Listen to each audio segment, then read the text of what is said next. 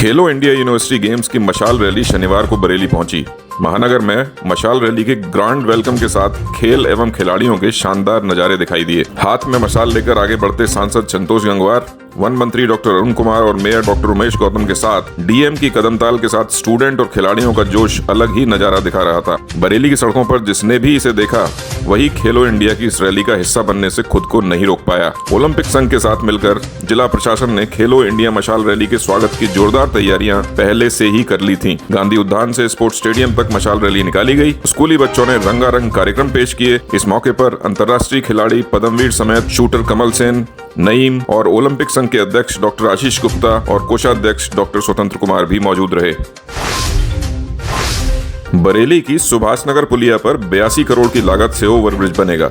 Overbridge के नक्शे को लेकर शनिवार को कमिश्नर सौम्या अग्रवाल, सांसद संतोष गंगवार और कैंट विधायक संजीव अग्रवाल के साथ निरीक्षण करने पहुंची। ओवरब्रिज कहां से कहां तक बनेगा, कहां से बनना शुरू होगा और कहां उतरेगा, इन सभी बातों का कमिश्नर ने बारीकी से निरीक्षण किया। ओवरब्रिज निर्माण शुरू होने के बाद पब्लिक को होने वाली दिक्कतों के समाधान पर भी चर्चा की गई। जल्दी ही रेलवे से पुल बनाने के लिए एनओसी व अनुमोदन कराना पड़ेगा, जिसको लेकर कागजी तैयारियों को पूरा किया जा रहा है। यह ओवरब्रिज बनने से जनता को बड़ी राहत मिलेगी। बरेली के मेन बाजार में बन रहे कुतुब खाना पुल निर्माण की धीमी गति को लेकर सांसद व पूर्व केंद्रीय मंत्री संतोष गंगवार ने नाराजगी जताई है। शनिवार को सांसद, विधायक, मंत्री एक साथ कुतुब खाना पुल निर्माण कार्य देखने पहुंचे। यहां दुकानदारों ने अपनी अपनी व्यथा नेताओं को सुनाई। मौके पर मौजूद सेतु निगम के अफसरों को सांसद संतोष गंगवार ने जल्दी से जल्दी पुल का काम पूरा करने के निर्देश दिए। पुल निर्माण के दौरान स्थानीय व्यापारियों को होने वाली समस्याओं पर भी अफसरों को ध्यान देने की नसीहत दी गई। यहां वन मंत्री डॉक्टर अरुण कुमार और कैंट विधायक संजीव अग्रवाल भी मौजूद रहे। बरेली के रोहिलखंड विश्वविद्यालय से अटैच कॉलेजों की स्नातक व परास्नातक की मुख्य परीक्षाएं शुरू हो गई हैं। 9 जिलों के 247 केंद्रों पर सीसीटीवी की निगरानी में परीक्षाएं संपन्न कराई जा रही हैं। इन केंद्रों पर 2.25 लाख के करीब स्टूडेंट एग्जाम देंगे। बरेली कॉलेज के चीफ प्रॉक्टर डॉक्टर आलोक खरे के अनुसार कॉलेज में सभी व्यवस्थाएं दुरुस्त हैं। विश्वविद्यालय का उड़न दस्ता भी कॉलेजों में निरीक्षण के लिए सक्रिय कर दिया गया है। मुख्य गेट पर पूरी जांच के बाद ही परीक्षार्थियों को परीक्षा कक्ष में प्रवेश दिया जा रहा है। सुरक्षा की दृष्टि से परीक्षा केंद्रों पर भारी संख्या में पुलिस फोर्स भी तैनात रहेगा। उत्तराखंड में मजारों को तोड़े जाने से नाराज ऑल इंडिया मुस्लिम जमात ने ज्ञापन देकर धामी सरकार की कार्रवाई पर कड़ा विरोध जताया है। बरेली में मुस्लिम जमात के मौलाना शहाबुद्दीन रजवी बरेलवी ने जिला प्रशासन को प्रधानमंत्री के नाम संबोधित ज्ञापन सौंपा। ज्ञापन में ध्वस्तीकरण की कार्रवाई रोके जाने की मांग की गई है। मौलाना शहाबुद्दीन ने कहा कि उत्तराखंड के मुख्यमंत्री पुष्कर सिंह धामी अतिक्रमण के नाम पर मजारों को तोड़वा रहे हैं। अब तक 1 दर्जन से ज्यादा मजारों को ध्वस्त किया जा चुका है। एडीजी बरेली पीसी मीना ने राष्ट्र विरोधी माहौल बनाने वालों के खिलाफ कार्रवाई के निर्देश दिए हैं। जोन के पुलिस अधीक्षकों के साथ एडीजी जोन ने गूगल मीट के जरिए वीडियो कॉन्फ्रेंसिंग की। इस दौरान उन्होंने कहा कि जिलों में राष्ट्र विरोधी माहौल बनाने वालों के खिलाफ सख्त कार्रवाई करें। रंजिश के चलते हत्या व धार्मिक भावनाओं से जुड़े मामलों को सूचीबद्ध कर समीक्षा करते हुए प्रभावी कार्रवाई की जाए। हत्या, लूट, डकैती समेत महिला अपराध में पुलिस अधिकारी तत्काल मौके पर पहुंचे।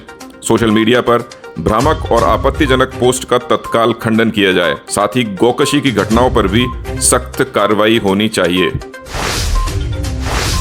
बरेली में पड़ोसी ने 9वीं क्लास की छात्रा का घर से निकलना मुश्किल कर दिया है। मनचले की हरकतों की वजह से छात्रा ने स्कूल जाना भी छोड़ दिया है। डर के कारण छात्रा घर से अकेली भी नहीं निकल पा रही है। मनचले ने छात्रा को एसिड अटैक की धमकी भी दी है। बरेली के वाकरगंज निवासी छात्रा की मां ने एसएसपी ऑफिस पहुंचकर पुलिस को व्यथा सुनाते हुए अफसरों पर मनचले के खिलाफ कार्रवाई की गुहार लगाई है। पीड़ित छात्रा किला थाना क्षेत्र के वाकरगंज की रहने वाली है।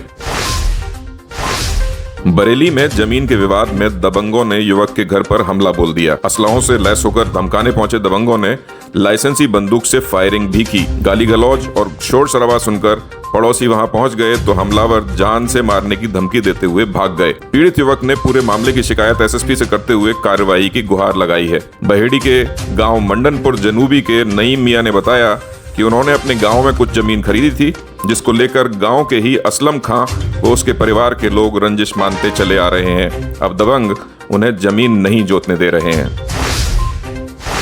शाहजहांपुर के जलालाबाद में 18 साल के युवक की रामगंगा नदी में डूबने से मौत हो गई। युवक घर से नहाने गया था। 12 घंटे बाद गोताखोरों के जाल में युवक की लाश फंसी मिली।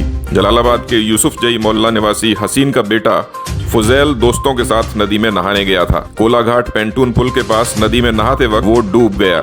यह देखकर दोस्त वहां से भाग आए और घर पर खबर की। घंटों नदी में खोजने के बाद भी उसका कोई पता नहीं चला। 12 घंटे बाद युवक की लाश मिल सकी।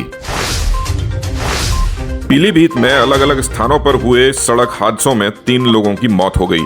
न्यूरिया निवासी जॉर्ज दास अपने बेटे के साथ नोएडा से वापस आ रहे थे। इस दौरान औरैया गांव के पास उनकी कार पेड़ से टकरा गई। हादसे में जॉर्ज दास की मौत हो गई। शाहजहांपुर तिलहर के मोहल्ला दातागंज निवासी दिव्यांशु अग्रवाल की अज्ञात वाहन की टक्कर से मौके पर ही मौत हो गई। उनके 2 साथियों का अस्पताल में इलाज किया जा रहा है। जहानाबाद के ललौरी खेड़ा निवासी जान सिंह की बाइक को बरेली के बैरियर पर अज्ञात वाहन ने टक्कर मार दी थी। उनकी इलाज के दौरान शनिवार को पीलीभीत में मौत हो गई। पुलिस मामलों में जांच करने में जुटी हुई है। साथ ही टक्कर मारने वाले वाहनों की तलाश जारी है। पल पल की अपडेट खबरें देखने के लिए सब्सक्राइब करना न भूलें हमारा channel news today network. Channel का लिंक डिस्क्रिप्शन बॉक्स में दिया गया है, उस पर क्लिक कर राजनीति से लेकर देश दुनिया की ताजा तरीन खबरें देखते रहें।